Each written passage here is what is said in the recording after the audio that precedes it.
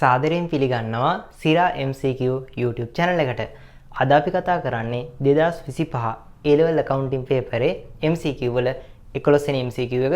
මේක එච්චර අමාරු නෑ. හරිනේ. එහෙනම් අපි යමු MCQ එකට. අවශ්‍ය වන්නේ මොකක්ද කියලා බලමු.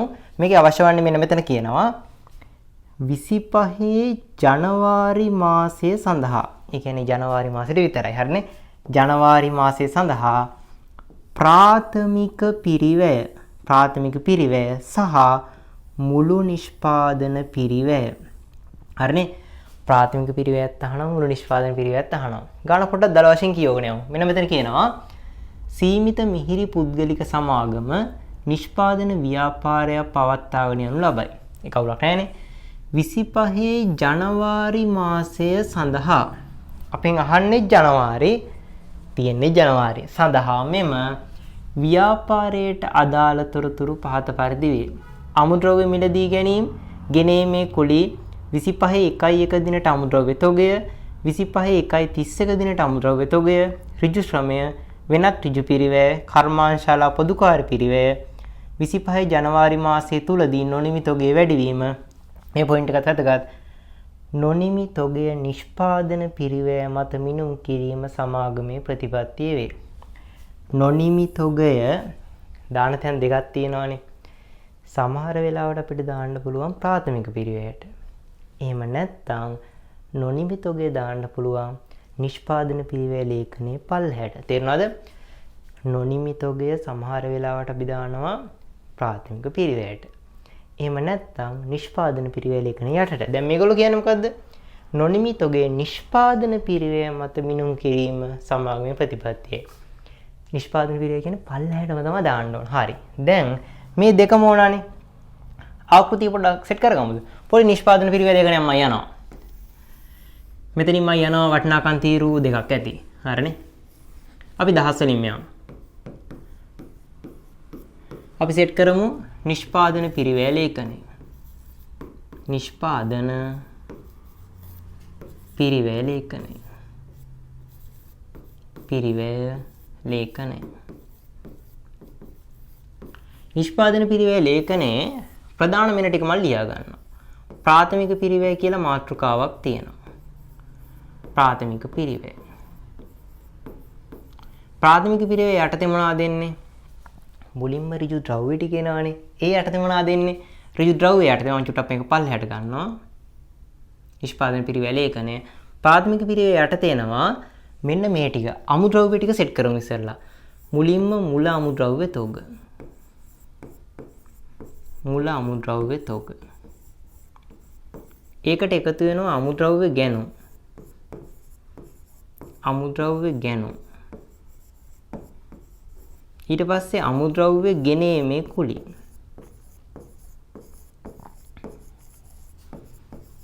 ගෙනීමේ කුලී.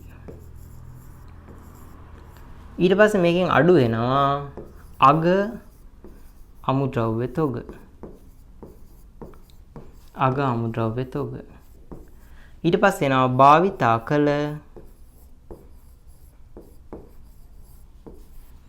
අමුද්‍රව්‍ය තොග පිරිවැය. අමුද්‍රව්‍ය තොග පිරිවැය. තොග පිරිවැය. මේ ටික තමයි ඍජු මොකද්ද? ඍජු ද්‍රව්‍ය ටික. ඊට පස්සේ ඍජු ශ්‍රම පිරිවැය එකතු වෙනවා. ඍජු ශ්‍රම පිරිවැය. ශ්‍රම පිරිවැය.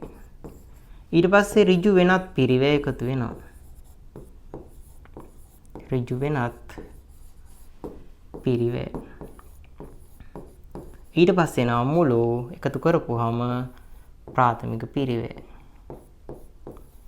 මුළු ප්‍රාථමික පිරිවැය. මේක මම පල්ලෙහාට ගන්නවා ලේඛනය.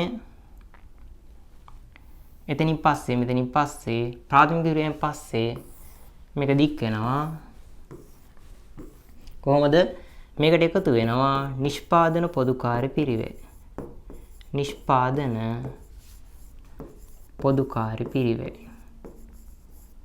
පොදුකාර්ය පිරිවැය. ඒකේ කිහිපයක් තිබ්බොත් අපි රූල් දෙකක් විතර තියමු. ඊට පස්සේ මෙතන එනවා නොනිමි ගැලපීමට පෙර නොනිමි ගැලපීමට පෙර නිෂ්පාදන පිරිවැය නිෂ්පාදන පිරිවැය ඊට පස්සේ නොනිමි ගලපනවා අයියේ නිෂ්පාදන පිරිවැයට නොනිමි ගලපන්නේ මුල නොනිමි එකතු කරනවා මුල නොනිමි තොග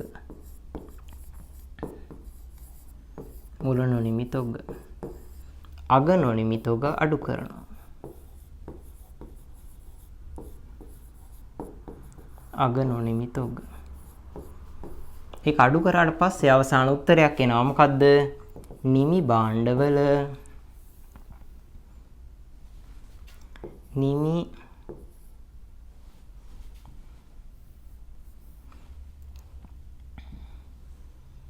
අග මෙතන එනවා නිමි භාණ්ඩවල අවසාන උත්තරේ නිමි භාණ්ඩවල නිෂ්පාදන පිරිවැය නිෂ්පාදන පිරිවැය දැන් අපෙන් අහන්නේ මොකද්ද කියලා චුට්ටක් බලමුද අපෙන් අහන්නේ මොකද්ද දැන් මේක ලේඛනේ හරිනේ මොකද්ද මේකේ උඩ පටන් ගන්න සෝරි මේකේ ලේඛනේ නිෂ්පාදන පිරිවැය ලේඛනේ හරිනේ උඩ නිෂ්පාදන පිරිවැය ලේඛනය මුලින්ම දාන්නේ ප්‍රාථමික පිරිවැය මුලින්ම ඍජු ද්‍රව්‍ය ටික දානවා අපි ඍජු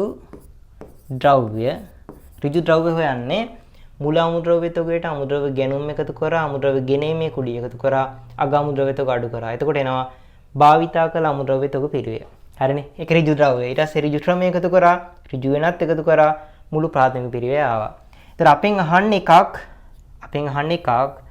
මුළු ප්‍රාථමික පිරිවැය මෙන්න මේක අපෙන් අහනවා හරිනේ මුළු ප්‍රාථමික පිරිවැය ඊට පස්සේ අපෙන් අහනවා මොකද්ද නිෂ්පාදන පිරිවැය කියන්නේ මෙන්න මේක නිමි භාණ්ඩවල නිෂ්පාදන පිරිවැය මේකත් අපෙන් අහනවා හරිනේ නිමි භාණ්ඩවල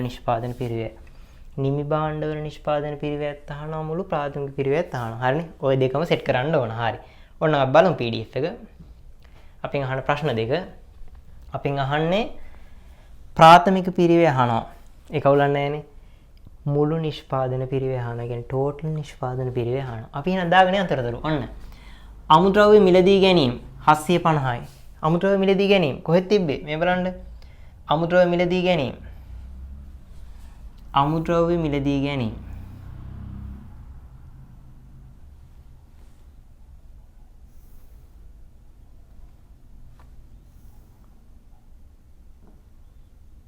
මෙන්න මෙතන අමුද්‍රව්‍ය ගැනුම් කියලා තියෙන්නේ.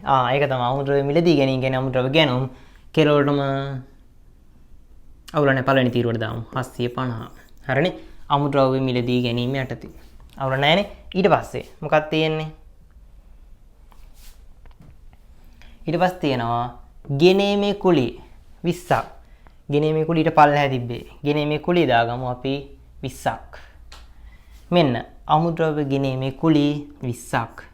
කොස්ට් එකට එකතු වෙනවා. හරිනේ? ඊට පස්සේ මෙතන තියෙනවා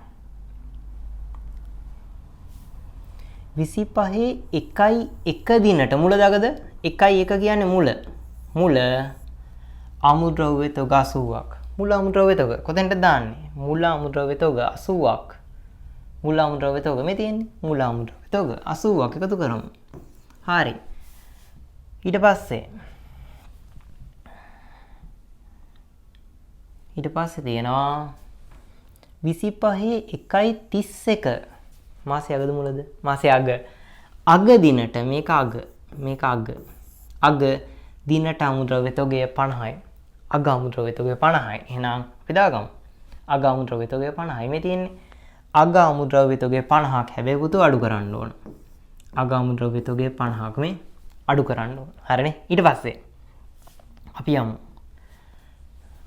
ඊට පස්සේ තියෙනවා PDF එකේ ඍජු ශ්‍රමය. හරි දාගමු 300ක්. ඍජු ශ්‍රමය 300ක්. මෙතන තියෙනවා මේ තියෙන්නේ ඍජු ශ්‍රම පිරිවැය 300ක් කෙරවලටම දාගන්න එක 300ක් ඊට පස්සේ ඍජු ශ්‍රමය හරි ඍජු වෙනත් 40යි ඍජු වෙනත් පිරිවැය 40ක් ඍජු වෙනත් 40යි මේ තියෙන්නේ ඍජු වෙනත් පිරිවැය 40ක් කෙරවලටම දාගමු හරි ඊට පස්සේ ඔක්කොම ටික සෙට් කරගෙන ඊට පස්සේ එකතු කරමු හරිනේ ඊට පස්සේ තියෙනවා කර්මාන්ත ශාලා පොදුකාර්ය පිරිවැය 400ක් කර්මාන්ත ශාලා පොදුකාර්ය පිරිවැය කියන්නේ නිෂ්පාදන පොදුකාර්ය පිරිවැය මොකද්ද කර්මාන්ත ශාලා පොදුකාර්ය පිරිවැය කියන්නේ නිෂ්පාදන පොදුකාර්ය පිරිවැය එහෙනම් අපි දාගමු කර්මාන්ත ශාලා පොදුකාර්ය පිරිවැය 400ක් මෙන්න මේකට 400ක් නිෂ්පාදන පොදුකාර්ය පිරිවැය කියලා තියෙන්නේ ඒක තමයි එහෙනම් 400 දාගමු කෙරවලටම හරි ඊට පස්සේ අපිට කියනවා PDF එකේ ඊට පස්සේ ඔන්න මෙන්න මේක 25 ජනවාරි මාසය තුලදී නොනිමිත ඔගේ වැඩිවීම 50යි වැඩිවීම තමයි 50ක් තියෙන්නේ දැන් මේ වැඩිවීම කියන එක අපි කොහොමද දාන්නේ එහෙම එකක් අහලා නැහැනේ අපි කොහොමද සෙට් කරන්නේ මේ බලන්න මෙන්න මේකේ වැඩිවීම කියන එකේ අදහස මෙහෙමයි එන්නේ හරිනේ දැන් මෙහෙම හිතන්නකෝ මුල නොනිමි තොග තියෙනවා මුල නොනිමි තොග තියෙනවා අවුල නැහැනේ ඊට පස්සේ අග නොනිමි තොගයක් තියෙනවා එහෙනම් අග නොනිමි තොගයක් තියෙනවා අග නොනිමි තොගයක් තියෙනවා ඔච්චරනේ අපි දන්නේ අග නොනිමි තියෙනවා මුල නොනිමි තියෙනවා ඔච්චරනේ දන්නේ හැබැයි මේක දීලා තියෙන්නේ මොකද්ද මේක දීලා තියෙන්නේ අග දීලත් නැහැ මුල දීලත් නැහැ මේ බලන්න 25 ජනවාරි මාසය තුලදී නොනිමිතෝගේ වැඩිවීම 50යි වැඩිවීම 50යි ඔක ලියාගමු අපි වැඩිවීම 50යි දීලා තියෙන්නේ වැඩිවීම 50ක්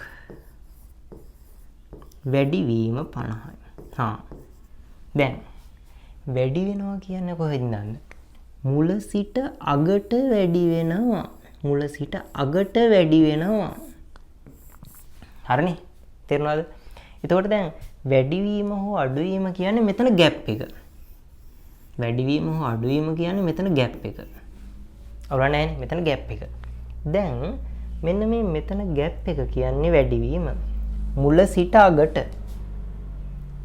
වැඩිවීම කියන්නේ මැද වෙනසනේ ඔන්න වැඩිවීම 50යි දැන් මං අහන්නේ කොහේ වැඩි වගේ හිතෙන්නේ මුලින් ඉඳලා අගටනේ කොහෙද වැඩි අග වැඩි එහෙනම් අගට 50ක් දාමු අපි මුලට බිඳුවක් දාමු දැන් හරිනේ වැඩිවීම 50යි මුල ඉඳලා අගට වැඩි වෙනවා 50 ඒ කියන්නේ කපටිකමට අපි මොකද කරන්නේ එක පැත්තකට බිඳුව දාගන්න එක පැත්තකට බිඳුව දාගෙන අනිත් පැත්තට ඉතුරු ටික දානවා. ඒ කියන්නේ අඩු පැත්තට බිඳුව දාන්න.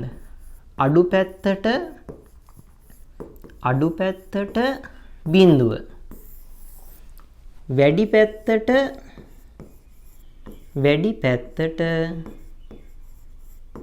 වැඩි පැත්තට අදාළගේ දාගන්න. තේරුණාද? වැඩි පැත්තට.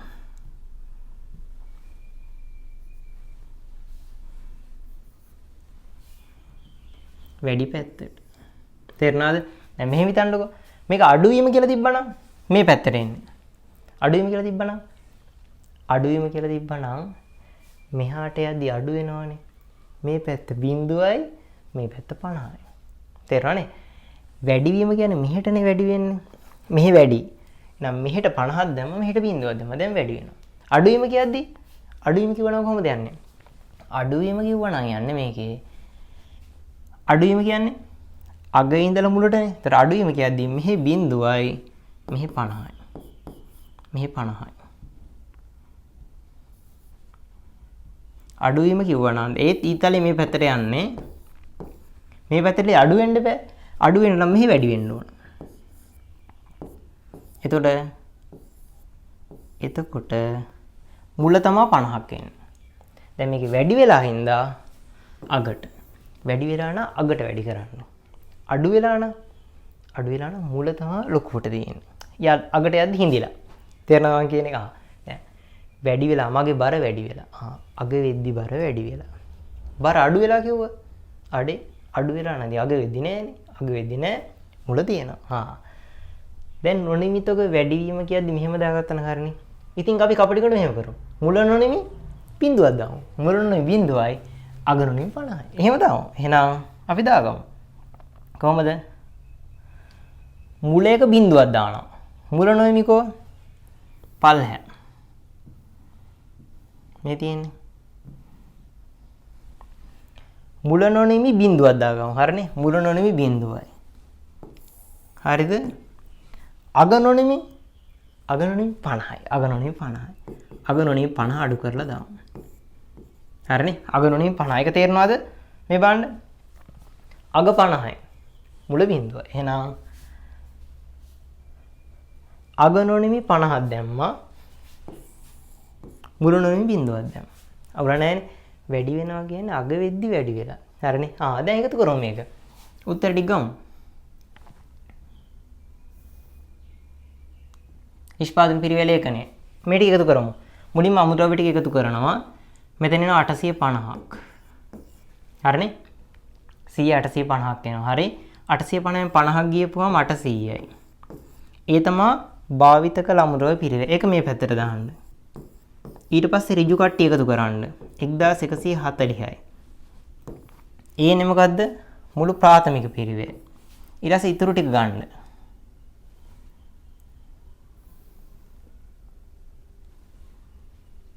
ඊට පස්සේ ප්‍රාථමික පිරිවෙලට නිෂ්පාදන පොදුකාර පිරිවෙල එකතු කරන්න. එතකොට එනවා නොනිමි ගැලපීමට පෙර නිෂ්පාදන පිරිවෙල. එහෙනම් මේ දෙක එකතු කරන්න 1540යි.